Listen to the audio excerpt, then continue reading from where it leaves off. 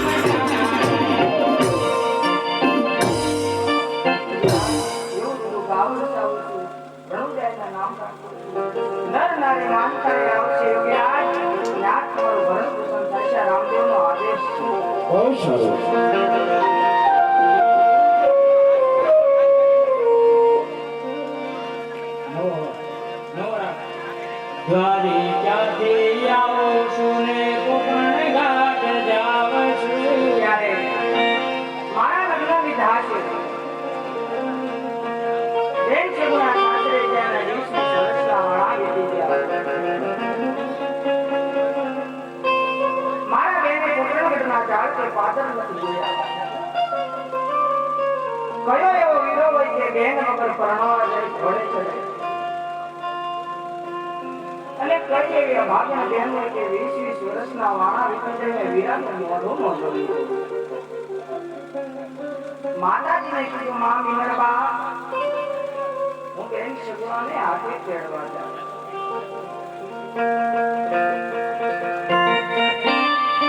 માતાજી કહે છે,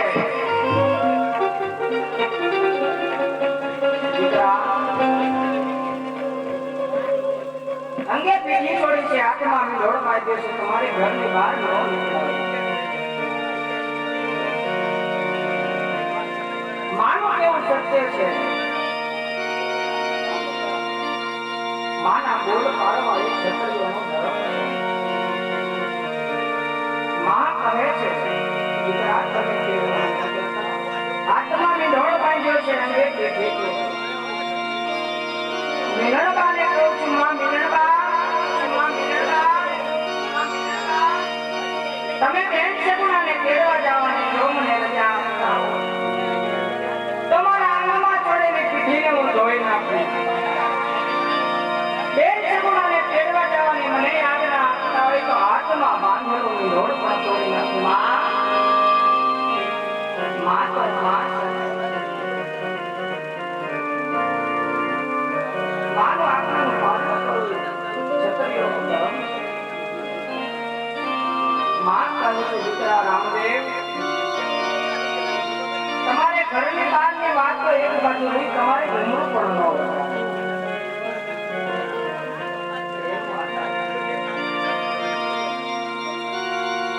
માતાજીને કહું છું, તમે મને તેડવા જવાની ના પાડો. 20 વર્ષના વાણા વીતી ગયા. પિંગલગઢથી કોકણગઢ બેન સગુણા કેમ નથી આવતા?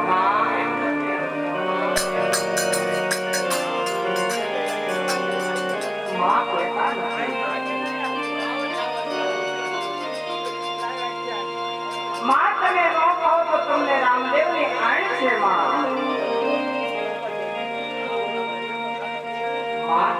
દીકરા પડ્યા પડિયા રાજા એવું બોલે.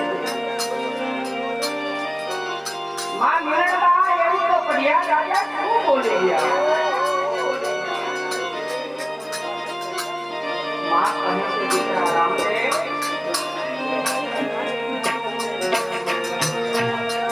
તારે પડિયા રાજાના પર પરણવા આવ્યા,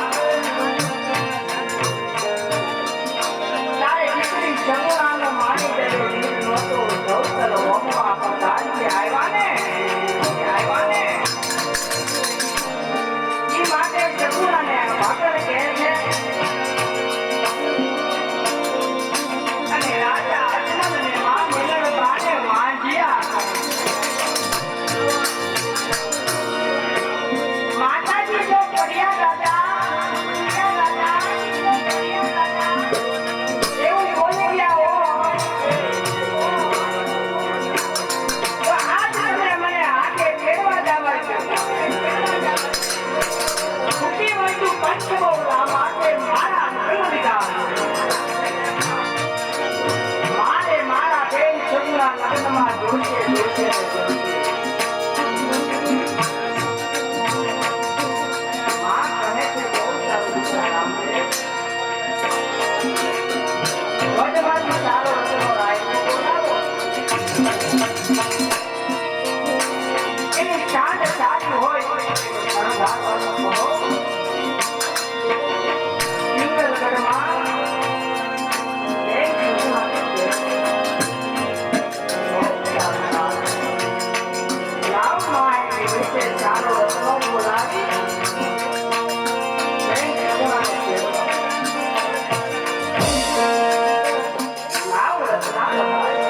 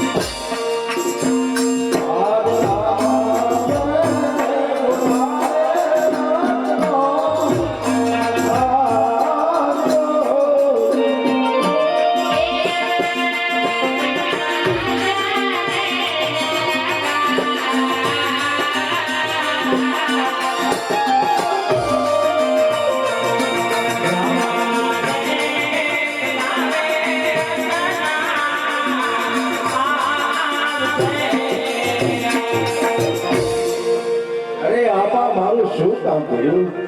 અરે કાકા, મારા લગ્નો લીધા છે. બેન છોકરાને બહુ સાસરે 360 કામ દીધા છે. ટૂંકી વધુ છે, પંથ બહુ લાંબા છે કાકા. માતાજી આજ્ઞા આપી છે તમારે સાંજે બેન છોકરાને તેડવા જવાનું છે કાકા. અરે આપા તમારી વાત સત્ય છે, પણ બેન નું હારું 360 ગાઉ છે. અરે આપા હું કેમ કહું છું? કાકા, મને પણ ખબર છે બેનનું સાસરું બહુ દૂર છે હો. પણ કાકા, મારા લગ્ન લીધા છે, મારા લગ્નમાં બેન હોવા જોઈએ ને કાકા. મારું એક કામ કરો ને કાકા. બેન સસરાને પેટી આવી આપો ને કાકા. આપા મારો ઠાકર કહેતો હોય અને હું થોડોક ના પાડું અરે આપા તારી રજા હોય તો આ રત્નો બેન સગુણાને તેડવા આ હાડ હકાવી દે. કાકા હું મારા બેન સગુણાને કાઠીવાડી ભાષામાં કંકોત્રી લખુતા તમે સાંજ સંભાળતા હો ને કાકા. બહુ સારું. તમે ગંગોત્રી લખો, હું મારી સાસને શણગારતો આવું. બહુ સારું કાકા. રામદેવ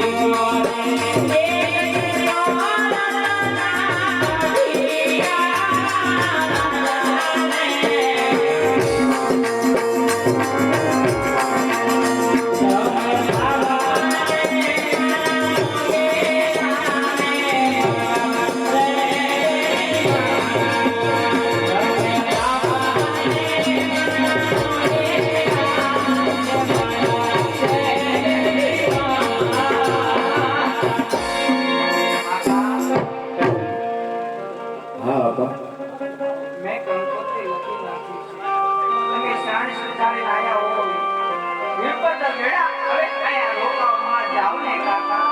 અરે આપા જો મારો રામ રજા આપે ને તો મારી હાડને હટાવી દઉં. મારો રામ કેવો છે કે જા રમના.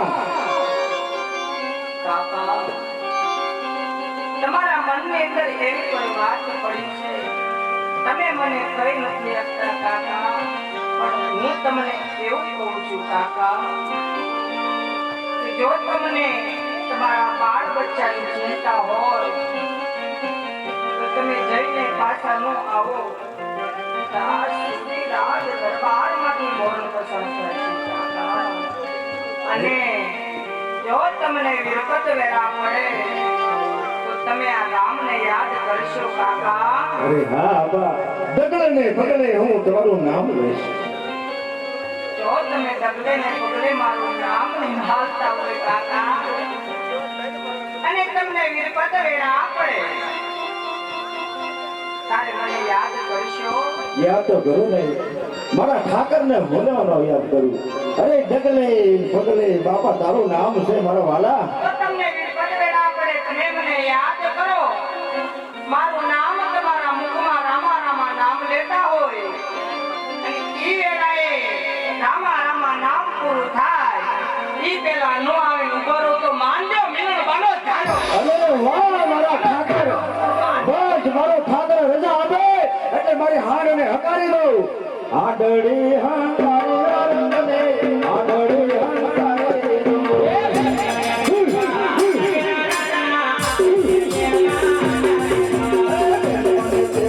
હાલો રંગો, તેડવા હાલો